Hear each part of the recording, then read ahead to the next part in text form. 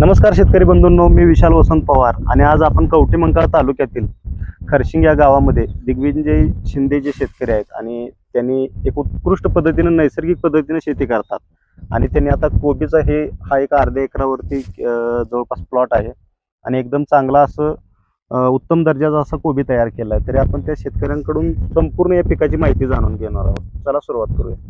नमस्कार. नमस्कार. आपली प्रथमतः ओळख करून द्या. मी दिग्विजय शिंदे. खरशिंग माझं गाव. कवठेमंकाळ तालुक्यात दुष्काळी भागातला मी शेतकरी आहे. ह्याच्या अगोदर पण नैसर्गिक शेती करण्याचा मी एक वेगळा हे केलं आणि त्यामध्ये द्राक्ष पिकामध्ये पण मी नैसर्गिक पद्धतीने रेसिड्यू फ्री किंवा नैसर्गिक पद्धतीने द्राक्ष उत्पादन घेऊन त्याची विक्री व्यवस्थापन स्वतः करून सगळ्या गोष्टी केलेल्या आहेत. तर द्राक्ष शेतीमध्ये पण आता सध्या जरा अडचणी वाढल्यामुळे मी पण द्राक्ष शेतीला जरा फाटा दिला आणि भाजीपाल्याकडे आणि नैसर्गिक मध्ये भाजीपाला किंवा जैविक करून त्यामध्ये थोडाफार अंशी काय वापर करावा लागला, पण लागत नाही हे आता मी खात्रीशीर परत सांगतो तुम्हाला. कारण त्याचे काय काय हे केले, त्याचे मी उपाययोजना काय काय करून मी तो जास्तीत जास्त नैसर्गिक किंवा सेंद्रिय पद्धतीने होईल याचा मी प्रयत्न केला.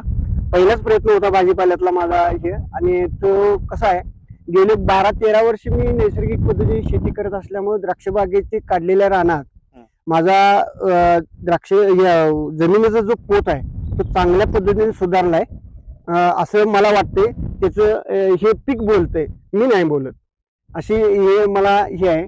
आणि म्हणजे चांगल्या पद्धतीने उत्पादन आलंय म्हणून मी पवार साहेबांना पण जरा हे केलं की पवार साहेब आमच्याकडे पण जरा लक्ष ठेवा, बघा, आणि काही शेतकऱ्यांना आमच्यामुळे जर फायदा झाला तर चांगली गोष्ट आहे आणि तालुक्यातल्या शेतकऱ्यांना, दुष्काळी भागातल्या शेतकऱ्यांना काय तर त्याचा फायदा होईल असं मला एक वाटलं. म्हणून पवार साहेबांना मी जरा विनंती केली, बघा, येऊन बघा म्हणून.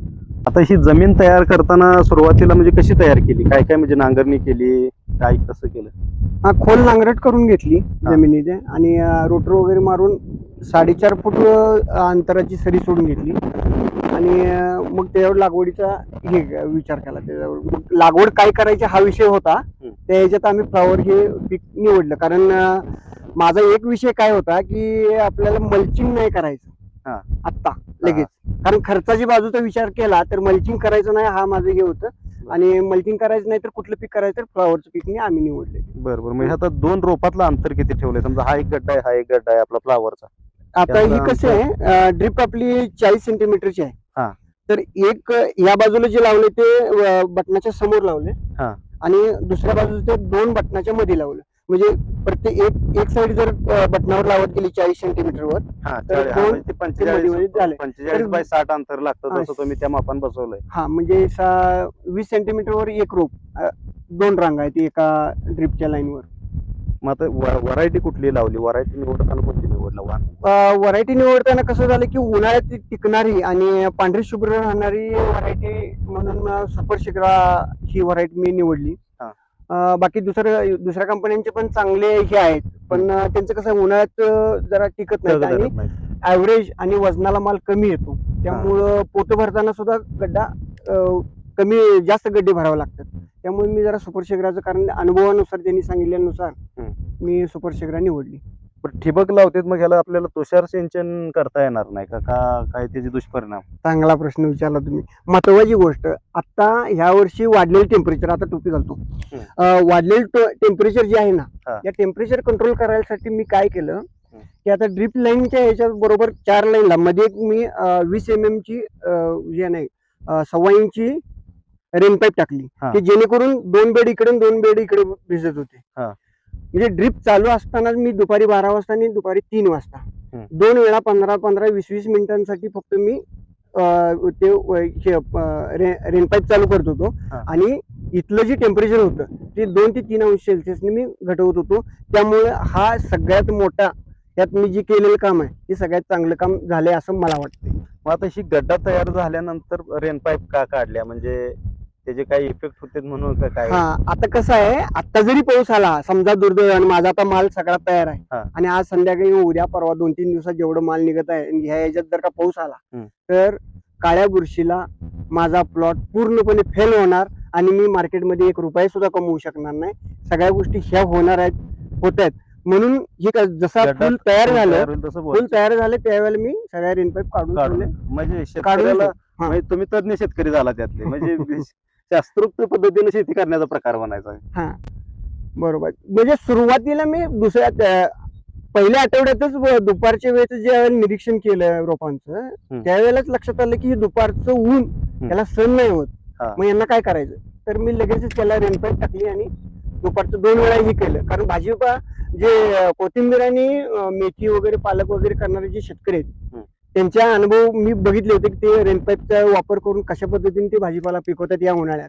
हा, मग तो अनुभव मी इथं वापरला आणि रेनपाईप टाकून गारवा केला आणि त्याचे हे केले. अगदी म्हणजे त्याचा मला भरपूर 100% नाही 200% फायदा झाला. सुपर शिखराची नर्सरी सिलेक्ट केली आणि ती आणल्यानंतर सुरुवातीला काय केलं, ट्रायकोडर्माच्या याच्यामध्ये पाण्यात बुडवून काढले.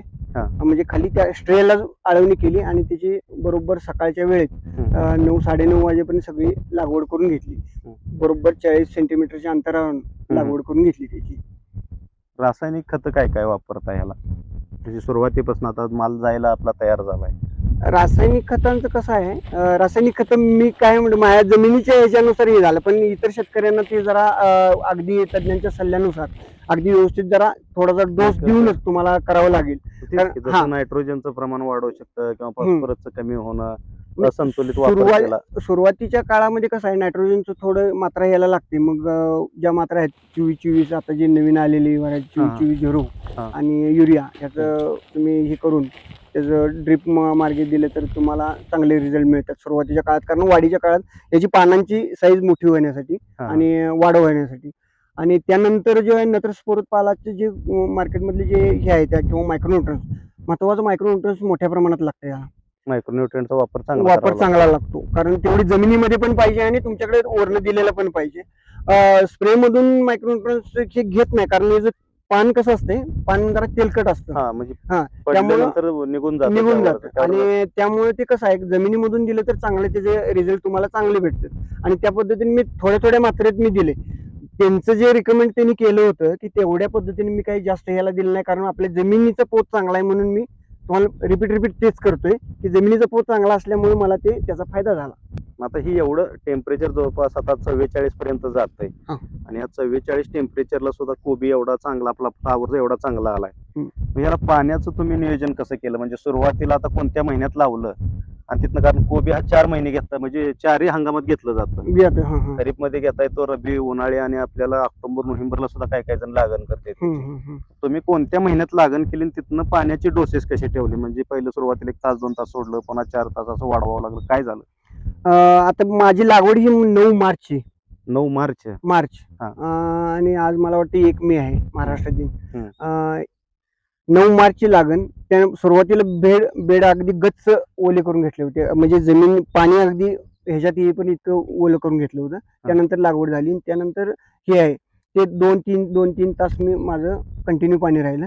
जशी वाढ होत गेली याची तसं पाण्याची मात्रा वाढवत गेलो. आता सुद्धा मी जवळजवळ 6 ते 7 तास 8 तास पाणी देतो याला. म्हणजे जेवढा वेळ पाणी देईल तेवढं हे म्हणतात सगळे शेतकरी जे म्हणतात फ्लॉवर करणारे की हे पाण्याचं पीक आहे आणि जेवढं पाणी द्याल तेवढे तुमचे पैसे होणार. म्हणजे पाण्याचे पैसे करायचं एक तंत्र आहे असं एक, म्हणजे सगळ्या शेतकऱ्यांच्या ह्याच्यातनं हे म्हणलं. आणि तितकं मी पाणी देत गेलो त्यामुळं पण ही चांगले रिझल्ट मला मिळतात. आता दुपारची मला वाटते आता किती वाजले, 11 11:30 वाजले, तरी पण प्लॉट असा तजेलदार दिसते. पण याच वेळेला एवढ्या टेम्परेचरला लगेच प्लॉट झोपतो किंवा अशी पानं उघडी करून टाकतो. म्हणजे सूर्याकडे तोंड करून पानं वर करून हे होत. पण आपली पानं अशी खडी आहेत, उभी आहेत सगळी अशी बरोबर अशी, कारण त्यामध्ये पाण्याची मात्रा भरपूर आहे त्यामुळे होत. कीड रोगाचा काय प्रादुर्भाव जाणवला किंवा त्यावर काय मग पर्यायी कीटकनाशकाचे कुठल्या वापर केला? कीटकनाशकांचा वापर मोजकाच केला. त्यासाठी मी कसं आहे, साईडने इन्सेक्टिसाइड मारणे किंवा जे आपले ट्रॅप आहेत यांचा वापर केला. आणि म्हणजे याचे सापळे, फेरोमोन सापळेचा वापर केला. त्यामुळे काय झालं की कीड, मला कुठली कीड येते किंवा काय येते जरा अगोदर कळत होतं किंवा मला सांगितलं होतं की ह्या किडींचा आपल्यावर जास्त अटॅक होणार आहे, तर त्याच्यावर तुम्ही लक्ष दिलं पाहिजे. सांगायचा मुद्दा म्हणजे लागण केल्यानंतर मला वाटतं 18 ते 20 तासात ह्याच्यावरती इतका मावा आला हम्म. की मी तुम्हाला हे दाखवतो, माझ्याकडे इमेज आहे त्याच्या, तुम्हाला दाखवतो की इतका मावा आला की भयानक. कारण शेजारी मक्याचे प्लॉट हिरवे असल्यामुळे हा हा आणि कोबी आणि फ्लावर ही हम्म. पिकं अशी आहेत की माव्याला आवडतं खाद्य आहे त्यांचं, आणि ते सगळे एकदम अटॅक झाला त्यांचा. मग त्याला नियंत्रण करायसाठी काय नियंत्रण करायसाठी वापरलं? सुरुवातीच्या काळात एकदम घाबरून गेलो, आणि मग मला जरा मी म्हणजे रासायनिक रासायनिक कीटकनाशकांचा वापर केला थोडा प्रमाणात, हम्म. पण ते लगेच कव्हर झालं. आणि मग त्यानंतर मग बाकीची कीटकनाशकं पण काही जास्त लागली नाहीत. हम्म. मी जैविक कीटकनाशक आणि ह्याच सापळ्यांचा वापर याच्यामुळे माझं कमी हे झालं. पण इतर जे शेतकरी बोलतात हम्म. की फ्लावरला सगळ्यात जास्त अळीचा प्रादुर्भाव होतो आणि त्याला हाय रेसिड्यू मधले तुम्हाला ते कीटकनाशक शरीरात वापरावे खायला लागतात. सुद्धा चांगलं नाही असं मत येतं काय हा, करायचं? असं तेच ना, जशी द्राक्ष बदनाम झालेत ना हा. तसं फ्लावर पण बदनाम झालाय. हा. मग बदनाम पिकं मी जरा घेतो बरं का चॅलेंज म्हणून, म्हणूनच मी हे पीक निवडले. मग आता हे तुम्ही हे जे पीक आणलंय त्यामध्ये ही रबर का लावला जातो? कारण बऱ्या कुठंच हा रबर लावलेला कधी दिसत नाही. त्याचा उद्देश काय आहे? ते कसं आहे बघा, आता हे उन्हात येते, हे आता फुल तयार झाले हा. तुमचं, आपल्या बॉल एवढं तयार झाले, हम्म. चेंडू एवढं. हम्म. हे हा बॉल एवढं ह्याला काय होतं की याच्यावर ऊन पडलं हम्म. की आता जर तर टेम्परेचरचं तुम्ही जे चर्चा केलीच की टेम्परेचर एवढं आहे मोठ्या प्रमाणात, हा. तर यासाठी टेम्परेचर पिवळा होऊ नये आणि हा. पांढरा आणि शुभ्र गड्डा राहावा, गड्डा राहावा. मार्केटमध्ये चांगला त्याचा रेट मिळावा, हम्म. यासाठी म्हणून हे या पद्धतीने असं हे करून बस. 2-3 सुरुवातीची पानं घेऊन याला रबर लावला हम्म. की ह्याची सावली होते याला, हा. आणि आतमध्ये गड्डा शेप राहतो. गड्डा, आणि हा. महत्वाची गोष्ट म्हणजे शेवटच्या टप्प्यात एक छोटासा भोंगा असतो. तो भोंगा सगळ्यात जास्त नुकसान करतो, ते कुठल्याही रासायनिक औषधाने मरत नाही. हा हा हा. मग ही जर पानं पॅक केली तर भोंगा आत जात नाही. त्याला पांढरा गड्डा दिसला की तो तिथं अटॅक करतो. पण असं पॅक केलं हा, की म्हणजे मग मात्र त्याला दिसून येत नाही की दिसून पण येत नाही. पांढरं दिसलं की तिथे जाऊन बसतो आणि त्याचं काम करतो. ते दोन्ही कामं होते त्यामुळे. मग अशा पद्धतीनेच हे केले की आता इथे रासायनिक औषधं मारून बाकी इतर शेतकरी कंट्रोल करण्याचा प्रयत्न करतात. पण मी हे दोन्ही एक रबर आणि 2 कामं. एक रबर लावण्याचा खर्च 30 पैसे येतो. हा हा 30 पैसे म्हणजे कसं, जर का हा रबर 2 ते 3 दिवस टिकतो. हा. आज आता हा गड्डा तयार व्हायला तुम्हाला कमीत कमी 4 ते 5 दिवस तयार व्हायला लागतात. हा, म्हणजे 3 दिवसात 2 वेळा किंवा 3 वेळा रबर तुटतो. हा पण मला जरा चांगल्या क्वालिटीचे रबर मिळाले त्यामुळे माझी एकदाच हा एकदा म्हणजे लावल्यावरच माझे लागल्यानंतर राहिले. 30 पण तरी पण पैशात कुठं म्हणजे कुठं तुटते रबर. हा हा. म्हणजे तो खर्च आम्ही 30 पैशाचा पकडला होता यामध्ये. मग आता Total ही खर्च टोटल आहे. किती रोपं लागण केली? किती क्षेत्राने किती लागण केली रोपांची? रोपांची लागण मी 7,000 रोपं लावली ती. हा, मग त्यातली सगळी रोपं व्यवस्थित आहेत का काही दगावलेत? थोडी हे झाली होती, तेवढी मी पहिल्या 3 दिवसात जेवढी हे होतं तेवढी मी तुटाळ सांधून घेतलं होतं. तेवढं आपल्याकडे शिल्लक होती, ठेवली होती. आता हे जे टोटल खर्च बघता, पूर्ण कोबी पीक लागवडीपासून म्हणजे जो आपण जमीन तयार करण्यापासून ते काढेपर्यंत किती खर्च येतो? म्हणजे प्रतिरोप किती खर्च येतो आपल्याला? प्रतिरोपाचा आम्ही अंदाजित काढलेला किंवा माझ्याकडे सगळं हे आहे, कारण मी जरा जास्त लिखाणावर हे करतो आणि खर्चावर खर्च लिहून ठेवण्याचा माझा ताळमेळ घालायचा. ताळमेळ घालायचा. म्हणजे आपण किती हे झालं तर प्रति ह्याचा म्हणजे मार्केटला जाईपर्यंतचा सगळा जर हे कळला तर 5 रुपये ते 6 रुपयाच्या आसपास खर्च येतो टोटल एका रोपाला? एका रोपाला. एका रोपाला. आणि हा. मग त्यापासून आपल्याला किती पैसे मिळाले पाहिजे तेव्हा ते शेतकरी नफ्यात राहील? सरासरी कसं आहे, जनरल जर का पकडलं तर तुमचा रेट 15 रुपये आला तर सगळे म्हणजे एका गड्ड्याला 15 रुपये मिळाले, 5 रुपये खर्चाला गेले, 10 रुपये राहिले, असं एक हे असतं. पण अगदीच तुम्ही तंतोतंत सगळ्या गोष्टी केल्या तर अपेक्षा वाढणारच आणि वाढतात. हा, ते बरोबर आहे. आणि अपेक्षा वाढल्या तर तुम्ही त्या पद्धतीचं क्वालिटी मटेरियल समोर हे देणं तितकंच गरजेचं आहे. मग त्याच क्वालिटीचं मटेरियल तयार झाले, त्यामुळे मला अपेक्षा आहे की 20 रुपये तर मला कमीत कमी या प्रति गड्डा मिळावेत. हा, 20 पण रुपये मिळाले पाहिजे. मार्केटमध्ये आता हे आहे, चालू आहे, बघूयात काय होते. बाकी शेतकऱ्यांना तुम्ही काय सांगाल? कारण शेतकरी म्हणतात की शेती तोट्याची आहे, आता परवडत नाही, खर्च जास्त वाढलाय, खतांच्या किमती वाढत चाललेत. त्यावरती काय म्हणजे तुम्हाला वाटतं? युरियाचे नाही, नायट्रोजन, अमोनियम सल्फेट असेल, युरिया असेल. नाही, खतांचे रेट तर वाढले, पण खतांचा आता माझ्या दृष्टीने जर बोलायचं म्हणलं तर रासायनिक खतांची फारशी गरज नाही आणि थोडीफार आहे. पण शेतकऱ्यांनी किंवा सगळ्यांनी मिळून त्याचा दुरुपयोग केलाय आणि बदनाम केलेत खतं. पण रासायनिक खतं वाईट आहेत मी म्हणणार नाही, खतं चांगली आहेत. गरजेनुसार संतुलित वापर होत नाही. संतुलित वापर होत नाही. आपण औषध किती पितो? 1 चमचा पितो. जर का हम्म. खोकला लागला, हा, सर्दी झाली, काय झालं तर हा नाही का आम्ही बाटलीने पित नाही. हा पण गरज तितकीच असते. आता एनपीके रेशो किती पाहिजे, मायक्रोन्यूट्रन्स किती पाहिजे, किती 1 ग्रॅम हा. मायक्रोग्रॅम मध्ये पाहिजे आहे. पण त्याचा विचार नाही करत, होत नाही. आणि त्या गोष्टी जे होतात अज्ञानपणा किंवा असं म्हणेन मी, चला भरपूर टाक्या भरपूर उत्पादन काढूया, पण होत नाही तसं. जेवढं रासायनिक खत जास्त वापराल तेवढे तुमच्याकडे कीड आणि हे अनियंत्रित होणार आणि सगळ्यांनाच अडचणीचं ठरवते. जमिनीचा पोत शेजारी शेतकऱ्याला पण अडचण होणार, स्वतःला पण होणार, जमिनीचा पोत सुधारणा बिघडत जाणार आणि भविष्यात पुढच्या पिढीला आपण जमीन शिल्लक ठेवणार नाही. माझं हे वैयक्तिक माझं मत आहे.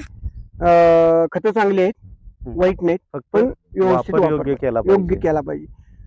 तशाच पद्धतीने मी अगदी मायक्रोग्रॅम मध्ये सगळ्या गोष्टी दिले त्याला, नाही दिल्या मग पण म्हणणार नाही, पण मायक्रोग्रॅम मध्ये दिल्यात आणि त्याच्यावर हे जे रिझल्ट मिळालेत मला. शासन आता खर्च तर वाढतच चाललाय. दरवर्षी आपला खर्च वाढतच जातो. खताचा किमती थोड्या जरी वाढल्या तरी ते शेतकरी थोडा घालत असतो, त्याचा 4 रुपये खर्च वाढतो, मजुरीचे दर वाढत जातात. त्या तुलनेत त्याला हमी भाव दिला पाहिजे किंवा भाजीपाला पिकाला सुद्धा किंवा त्यावर रक्कम त्याची वाढली पाहिजे, असं काय वाटतं का? हमी भाव दिला पाहिजे, मिळाला पाहिजे, हे सगळ्या शेतकऱ्यांचं पण मत आहे आणि त्यांची मागणी रास्त पण आहे. पण उत्पादन खर्च किती आहे आणि उत्पादन मिळते किती आणि त्याचं बाजारात किंमत ही होत नाही. त्यामुळे हमी भावात हे होते. हमी भाव दिला तर काय होते सांगतो तुम्हाला. म्हणजे माझं हे क्वालिटी नाहीच येणार. आता बोलू, पंजाबचा गहू गव्हर्नमेंट विकत घेते, पण कशा पद्धतीने तयार करतात हा विषय येतो तिथे. मग तुम्ही गहू वाळत नाही म्हणल्यानंतर ग्लायफोसेट फवारणी करून जर का तुम्ही त्याचं थ्रेशिंग करत असाल, मग हे करून तुम्ही हे करत असाल, तर त्याचे हे काय होणार? कारण तो हमी भाव झाला. म्हणून मी काय म्हणतो, हमी भाव पाहिजे पण नको. मी दोन्ही याच्यावर बोलतो. हमी भाव दिला तर तुम्ही कशीही पिकं पिकवणार आणि हमी भाव नाही मिळाला तरी पण मग तुम्ही शेतकऱ्यांना ठरवायचं आहे कोणत्या पद्धतीचा माल तयार करायचा, कुठल्या क्वालिटीचा माल तयार करायचा आणि योग्य समोरच्या ताटात विषमुक्त देण्याचा जे प्रयत्न केला तर 100% तुम्हाला त्याचं बेनिफिट मिळणारच. ह्या मताचा मी. मग आता इथल्या आपल्या तालुक्यातल्या शेतकऱ्यांना असेल किंवा बाकी आपल्या महाराष्ट्र राज्यात जे शेती करतात त्यांचं मत असते की नाही, शेती ही नफ्याची राहिलीच नाही.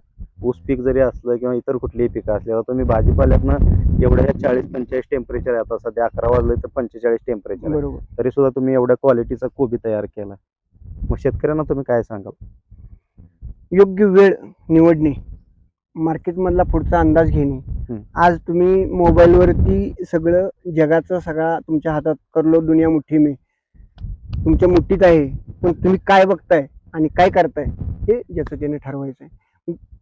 तो जर अभ्यास तुम्ही जर का शेतीचा केला किंवा कुठल्याही व्यवसायाचा केला किंवा कशाचा केला तर जगातलं सगळं तुमच्या हातामध्ये आहे. आता डाव्या हातात जर मोबाईल पकडताय आणि आपण असं बोटलत बसताय काय, तर त्यामध्ये सगळ्या गोष्टी ज्ञानाच्या येतात, तिकडे लक्ष विज्ञानाच्या येतात, आरोग्याच्या येतात आणि सगळ्याच येतात. म्हणजे समजून घेतील सगळे जे. पण त्याचा कुठला वापर करून घ्यायचा आहे ते ज्याचं त्यांनी ठरवायचं आहे. कुठलीही गोष्ट तोट्याची नाही आणि सगळ्यात गोष्ट फायद्याची आहे म्हणण्यापेक्षा जर का शेतकरी थांबला तर जग थांबणार आहे. पण शेतकरी थांबत नाही, त्यामुळे जग चालू आहे आणि शेतकऱ्याला थांबायची परवानगी नाही.